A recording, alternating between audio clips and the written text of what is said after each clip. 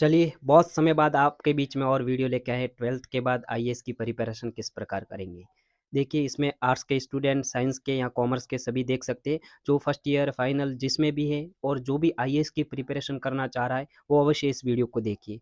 जैसे मैंने इसमें इसकी प्रीलिम्स में बहुत अच्छे अंक लाए थे, 1 टू 9 बहुत अच्छे अंक होते हैं। यदि आप 100 के आस-पास नंबर ला रहे हो, तो आप पास हो रहे हो, तो इसमें बहुत अच्छे नंबर मैंने ला रखे थे, तो बहुत अच्छी तरीके से इसकी प्रीलिम्स को पास किया था। और ये प्रीलिम्स मैंने सेल्फ स्टडी से पास की थी। सेल्फ स्टडी का मतलब ये नहीं कि अब मैंने खुद नोट्स बनाए हो और मैंने खुद किताबें पढ़ी हो, ऐसा नहीं। बहुत सारे टीचरों को मैंने फॉलो किया था और यूट्यूब पर बहुत सारे टीचर जो बहुत अच्छा-अच्छा पढ़ा रहे हैं, उनका बहुत सारा अच्छा-अच्छा मटेरियल है, उनको फॉलो करके मैंने इस एग्ज़ाम को क्रैक किया था। वो भी आपको प्रोवाइड करवाऊँगा कि कौन-कौन से टीचर को मैंने पढ़ा था और कहाँ-कहाँ से स्रोत लिए थे, वो भी आपको बताएँ। चलिए, अब ज़्यादा ज्ञान ना देकर अपन शुरू करते हैं आपकी पढ़ाई। पढ़ाई के बारे में अपन देखेंगे, तो अपन ने यहाँ पर पूर्ण मार्गदर्शिका दे रखी है कि यूपीएससी की प्रिपरेशन आप 12th के बाद कैसे करोगे। अब जो भी 12th के बाद ऐसा नहीं कि सिर्फ 12th वाला ही देखे कि 12th में फर्स्ट ईयर में या फाइनल में या सेकंड ईयर में, जो भी व्यक्ति यूपीएससी की तैयारी कर रहे हैं वो सभी देख सकते हैं इस वीडियो को। यहाँ से अपन देखेंगे तो पहले परिचय देख लेते हैं कि what is UPSC, what is IAS वगैरह क्या है, मतलब ये। तो यूपीएससी क्या है? तो यूपीएससी को अपन परिभाषित करें तो यूनियन पब्लिक सर्विस कमीशन, अपन हिंदी में इसे कहेंगे संघ लोक सेवा आयोग। तो जो यूपीएससी है ये एक संस्था है, ये बहुत सारी एग्जामें करवाती है। जैसे ये एग्जाम करवाती है यूपीएससी। यूपीएससी में अपन देखेंगे तो एक एग्जाम होगी सीएससी। सीएससी मतलब कि सिविल सर्विस एग्जामिनेशन। ये एग्जाम होती है, वो होती है आपके आईएएस की एग्जाम। अपन डायरेक्ट भाषा में अपने भाषा में कहते हैं कि किसकी तैयारी कर रहा है, तो आईएएस की तैयारी करो। अपन आईएएस की तैयारी नहीं करें, अपन यूपीएससी की तैयारी करें। यूपीएससी के अंदर आईएएस एक पोस्ट होती है, पद होता है। तो इसमें जो एग्जाम लेते हैं सीएससी, अपन एक थोड़ा सा पेपर लेके अपन देख लेते हैं पूरा। जैसे अपन ये यूपीएससी है, ये एक संस्था है, इसके नीचे एग्जाम होती है सीएससी, मतलब सिविल सर्विस एग्जामिनेशन। और इसमें क्या होता है कि जो अच्छे नंबर लाते हैं, फर्स्ट प्रेफरेंस होती है, इसमें आईएएस बनते हैं। जो अच्छे नंबर लाते हैं वो आईएएस बनते हैं। फिर कम नंबर लाते हैं वो आईपीएस या फिर आईएफएस। यहाँ पर जिसकी जो प्रेफरेंस होती है वो उसी के अनुसार बनते हैं। जो अच्छे नंबर लाते हैं और वो कहता है कि मुझे आईपीएस बनना है, तो वो आईपीएस बन जाता है। फिर आईएएस मतलब इंडियन एडमिनिस्ट्रेशन सर्विस, फिर आईपीएस मतलब इंडियन पुलिस सर्विस, और आईएफएस मतलब इंडियन फॉरेन सर्विस, ये आ जाती है। और इसमें के बाद बहुत सारी जो पद आते हैं, बहुत अच्छे-अच्छे पद आते हैं इसमें यूपीएससी में। देखो, जितने भी एग्ज़ाम देते हैं, जैसे कि 1000 वैकेंसी आती है, तो इसका मतलब ये नहीं कि पूरे सब आईएएस बनते हैं। इसमें से ज़्यादा आईएएस बनेंगे तो 100 या 200 या 150 के आस-पास आईएएस बनते हैं। फिर बाकी बनते हैं आईपीएस बनते हैं, फिर आईएफएस बनते हैं, और फिर बहुत सारी अदर जो पद है उस पर जाते हैं, तो अलग-अलग इसमें बनते हैं। तो यूपीएससी का जो एग्ज़ाम होता है वो किस प्रकार होता है? देखिए, यूपीएससी का एग्ज़ाम वर्ष में 1 बार हमेशा होता है, मतलब हर वर्ष में 1 बार होता है।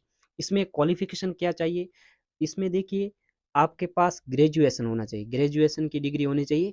अब ग्रेजुएशन में मतलब ऐसा नहीं कि आपके परसेंटेज ज़्यादा होना चाहिए या 12th में या 10th में परसेंटेज, कोई परसेंटेज मायने नहीं है यहाँ पर। यदि आपने जितने अंकों से पासिंग मार्क्स हैं वो नंबर लाए, तो आप यूपीएससी की एग्ज़ाम दे सकते हो सिर्फ पासिंग मार्क्स में।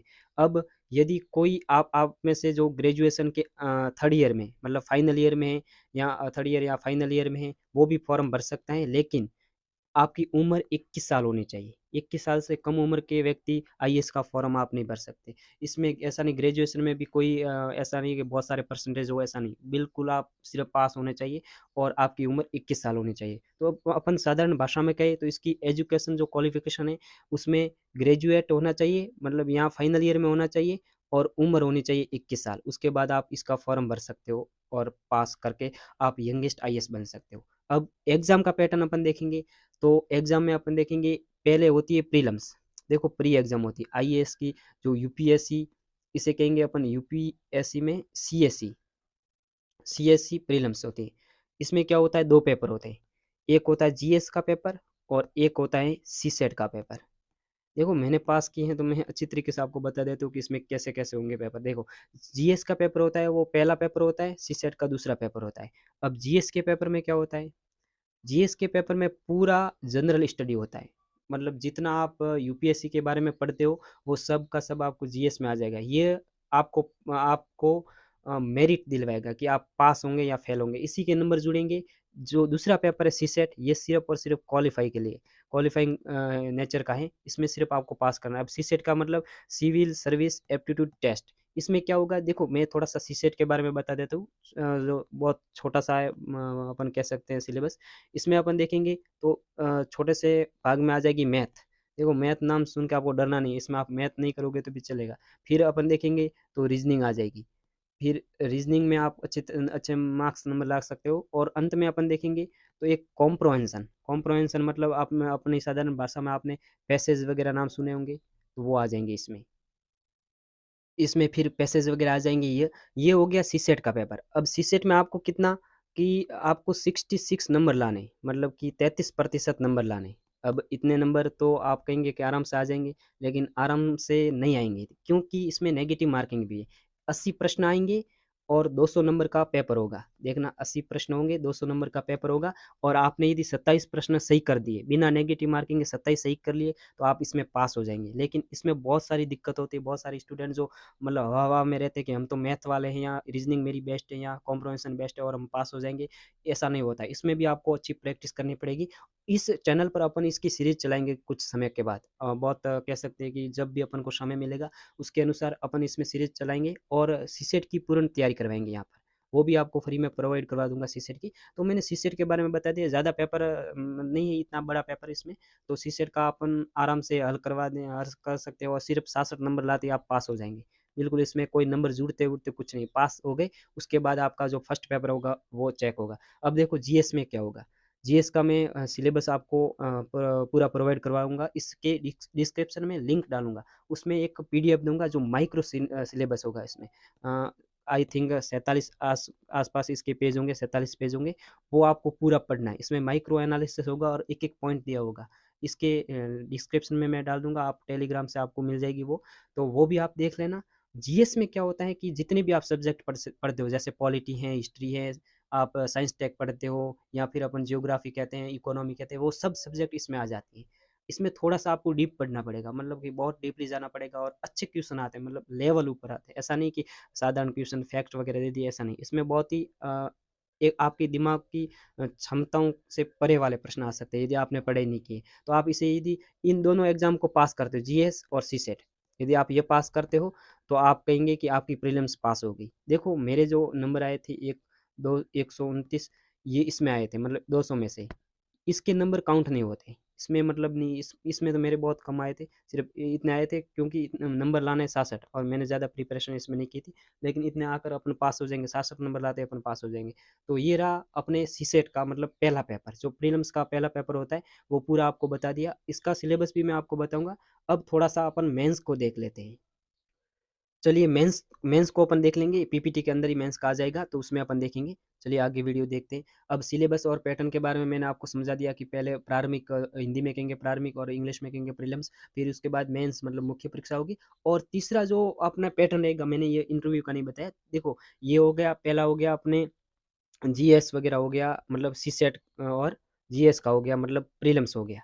जी सीसेट और जीएस प्रीलिम्स हो गया, प्रीलिम्स, उसके बाद मेंस, और उसके बाद इंटरव्यू होगा। देखो बहुत सारे बच्चे सोचते हैं कि इंटरव्यू भयंकर होता है, ये ऐसा होता है। आपको जब ज्ञान हो जाएगा न, तो आपके लिए इंटरव्यू बिल्कुल सरल रहेगा। अभी आपने बहुत सारे मॉक इंटरव्यू देखे होंगे, बहुत सारे जो, वो ऐसा नहीं होता कि इतने भयंकर-भयंकर इंटरव्यू होते हैं, ऐसा नहीं होता है। जब आपको अच्छा ज्ञान हो जाएगा, तब आप आराम से इंटरव्यू क्रैक कर सकोगे। तो उसको डरना नहीं, उसके लिए आपको बिल्कुल डरना नहीं, आप पहले प्रीलिम्स पास करो, उसके बाद आप मेंस पास करोगे, तब आप बहुत बुद्धिमान हो जाओगे। उसके बाद आपको इंटरव्यू के लिए जाना है। तो चलिए शुरू करते हैं आगे, और यहाँ पर अपन थोड़ा-सा रिकैप करें, तो अपन ने बहुत सारी बातें देख ली है। यहाँ पर अपन ने देख लिया है कि किस प्रकार का एग्ज़ाम पैटर्न होता है, एग्ज़ाम का पैटर्न क्या रहता है, वो भी अपन ने देख लिया। इसका सिलेबस भी अपन ने देख लिया। अब अपन बात करेंगे, अपन ने जो थंबनेल पर लिखा था कि सेल्फ स्टडी करें या कोचिंग करें, और कौन-कौन सी पुस्तकें पढ़ें, तो उसके बारे में अपन बात करेंगे। यहाँ देखिए, यहाँ पर पुस्तकों की बात होगी, आत्म अध्ययन मतलब सेल्फ स्टडी होगी, फिर कोचिंग के बारे में बात करेंगे। तो पूर्ण रूप से देख लेते हैं कि कोचिंग करना अनिवार्य है, या फिर सेल्फ स्टडी से अपन पास कर लेंगे, या फिर कौन-कौन सी बुक्स पढ़ें, ये भी देख लेते हैं। यहाँ देखिए, पुस्तकों के बारे में बहुत सारा आपने सुना होगा कि एनसीईआरटी पढ़नी है या वो पढ़नी है। मैं एक बार आपके सामने डिटेल रख देता हूँ। ये बहुत मोस्ट इम्पोर्टेंट बुक्स हैं जो आपके सामने हमेशा दी जाती है कि इंडियन पॉलिटिक्स में, ये लक्ष्मीकांत की बुक है, बिपिन चंद्रा है, फिर यहाँ पर मॉडर्न हिस्ट्री आ जाएगी, नितिन सिंघानिया आ जाएँगे, या फिर रामचंद्र गुहा आ जाएँगे, ये बहुत सारी बुक है। लेकिन मैं रिकमेंड नहीं करूँगा कि आप सभी की सभी पढ़ें। मैं आपको ये कहना चाहूँगा कि आप सर्वप्रथम एनसीईआरटी को ये कंप्लीट कराने की कोशिश की। देखो सभी कहेंगे एनसीईआरटी और मैं भी कह रहा हूँ एनसीईआरटी। एनसीईआरटी क्यों कहते हैं पता है? एनसीईआरटी आपका बेसिक मजबूत कर लेती है। आप मतलब आपकी कुछ भी ज्ञान नहीं है आपको, लेकिन आप एनसीईआरटी पढ़ोगे तो आपका बेसिक अच्छा हो जाएगा। ऐसा नहीं कि एनसीईआरटी पढ़ने से आप आईएएस की प्रिपरेशन कंप्लीट कर लोगे, ये नहीं है। एनसीईआरटी ज़्यादा से ज़्यादा आपका 30% योगदान देती है, ज़्यादा से ज़्यादा। फिर आप जो स्टैंडर्ड बुक पढ़ोगे, उससे आपको कंप्लीटली उत्तर देने के योग्य हो जाओगे। तो आपको एनसीईआरटी करनी है और एनसीईआरटी कौन-कौन सी करनी है, ये देखिए। देखिए जो स्टूडेंट है जैसे कि जो आर्ट्स स्टूडेंट हैं और जिनकी 12th में और ग्रेजुएशन में जो सब्जेक्ट जैसे पॉलिटी सब्जेक्ट है, तो आप उस एनसीईआरटी को मत करिए। यदि आपकी पॉलिटी सब्जेक्ट है तो आपकी एनसीईआरटी हो गई है, हिस्ट्री है तो हो गई है, ज्योग्राफी है तो हो गई है, इकोनॉमी है तो आपकी ये हो गई है कंप्लीटली, ठीक है? आपको ये करने की ज़रूरत नहीं है। जो साइंस स्टूडेंट है उनको सभी को ये करनी है, जिनकी नहीं है। यहाँ आप साइंस एंड टेक्नोलॉजी की एनसीईआरटी छोड़ सकते हो, इकोलॉजी और एनवायरनमेंट को छोड़ सकते हो साइंस वाले। और कॉमर्स वाले आपको तो कुछ छोड़ना भी नहीं है, क्योंकि आपके तो कुछ नहीं है, फिर भी आप इसमें से इकोनॉमी को स्किप कर सकते हो। आपको तो सीए की तैयारी करनी चाहिए, फिर भी आप आगे हैं तो बिल्कुल आप कर सकते हो। आप इकोनॉमी छोड़कर बाकी सब्जेक्ट को अच्छी तरीके से कंप्लीट करने की कोशिश कीजिए। यदि आप एक बार ये कंप्लीट कर लेते हो, उसके बाद कुछ टीचर्स के वीडियो देखिए यूट्यूब पर। मैं बहुत सारे टीचर को इस डिस्क्रिप्शन में या टेलीग्राम में लिंक दे दूँगा उनके वीडियो की, कौन-कौन से सब्जेक्ट हैं। आप टेलीग्राम से पूछ सकते हो कि कौन-कौन से सब्जेक्ट है जो आपको पढ़नी है, तो मैं उसकी लिंक आपको प्रोवाइड करवा दूँगा। इस प्रकार आप ये कर सकते हो। अब देखेंगे कि सेल्फ स्टडी करनी है या नहीं करनी है, या फिर कोचिंग जॉइन करनी है या नहीं करनी। देखिए कोचिंग से क्या होगा, यदि आप आपका खुद पर डिसिप्लिन नहीं है, तो कोचिंग अच्छी तरीके से आपको डिसिप्लिन में रहना सिखा देगी और एक आपको वहाँ पर वातावरण मिल जाएगा, पूर्ण रूप से एनवायरनमेंट मिल जाएगा कि आप अच्छी तरीके से वहाँ सभी लोगों को देखकर प्रिपरेशन कर सकते हो। और यदि आप सेल्फ स्टडी कर सकते हो, यदि आपको लगे कि आप सेल्फ स्टडी कर सकते हो, तो आप ऑनलाइन कोर्स परचेज़ कर लीजिए। और यदि कोर्स परचेज़ नहीं करना है, तो आप जैसे ऑनलाइन टीचर बहुत सारे यूट्यूब पर फ्री में पढ़ा रहे हैं। जैसे मैंने बिल्कुल, बिल्कुल फ्री में, मतलब कि पूर्ण रूप से मेरी पढ़ाई फ्री में थी और यूट्यूब से ही पढ़कर मैंने प्रीलिम्स को पास किया। तो आप भी पास कर सकते हो। और जिसको मतलब सेल्फ स्टडी करनी है, फ्री में पढ़ना है, वो मुझे अवश्य इस टेलीग्राम पर मैसेज करें। मैं आपको पूरा का पूरा प्रोवाइड करवा दूँगा मटेरियल। उसे आप पढ़कर आराम से क्रैक कर सकेंगे। तो जो कोचिंग ले रहे हैं, बहुत अच्छी बात है, कोचिंग लीजिए। और जो फ्री में पढ़ना चाहते हैं, तो वो टीचर का सहारा लीजिए। ऐसा नहीं है कि वो किताब लेके खुद पढ़ने बैठो, ऐसा नहीं। यूपीएससी ऐसे निकलने की संभावना नहीं रहेगी।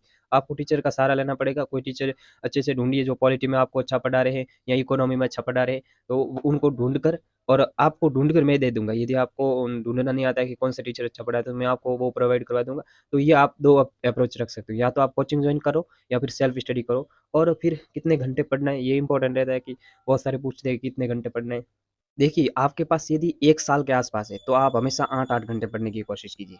8-8 घंटे पढ़िए, 8 घंटे पढ़िए, 8 घंटे सो लीजिए, 8 घंटे जो भी आपको करना करिए। और जिसके पास ज़्यादा समय है, और वो 6 घंटे के आस-पास हमेशा रूटीन रखे। ऐसा नहीं कि एक दिन आप 12 घंटे पढ़ लो और दूसरे दिन 5 घंटा पढ़ो, ऐसा नहीं। हमेशा 8 घंटे पढ़ रहे हो, तो रोज़ 8 घंटे पढ़ो। 6 घंटे पढ़ रहे हो, रोज़ 6 घंटे पढ़ो। जिसके पास 3 साल के आस-पास है, वो 4 घंटे भी पढ़ सकता है, और रेगुलर, लेकिन रेगुलर पढ़ो। और ऐसे करो कि 1 या 2 महीने में या 3 महीने में आप कोई एक सब्जेक्ट कंप्लीट कर लो। 1 या 2 सब्जेक्ट कंप्लीट करने की कोशिश करो। जैसे पॉलिटी कंप्लीट कर लो, ज्योग्राफी कंप्लीट कर लो। ऐसे करने की कोशिश कीजिए और निरंतर पढ़ते रहिए। ऐसा नहीं कि थोड़े दिन पढ़ो और वापस बंद कर दो, ऐसा नहीं। रोज़ पढ़ते रहिए। 100% कहता हूँ, यदि आप सेल्फ स्टडी कर रहे हो, तो भी आप पास हो जाओगे, और कोचिंग कर रहे हो, तो वहाँ तो आपको पढ़े ही रहेंगे। तो सेल्फ स्टडी वालों को तो बहुत डिसिप्लिन रहना पड़ेगा, डिसिप्लिन में। क्योंकि आप खुद कर रहे हो पढ़ाई, तो आपको तो अच्छी तरीके से कम 8, 9, 10, एग्ज़ाम बहुत ज़्यादा नज़दीक आ जाए, तो आप अच्छा टाइम बढ़ा सकते हो, 12 घंटे के आसपास कर सकते हो, जो 2-3 महीने रहे एग्ज़ाम के। तो ऐसे-ऐसे पढ़ते रहिए। मैंने आपको आज ब्रीफ में वीडियो बना के ये इन्फॉर्मेशन दे दी। इसके बाद अपन क्लासेस शुरू करेंगे, बहुत सारी क्लासेस जो यूपीएससी के लिए बहुत ज़्यादा सफिशिएंट रहेगी। तो मैं फ्री में बहुत सारी क्लासेस आपको प्रोवाइड करूँगा। जुड़े रहिए इस चैनल पर। Thank you so much.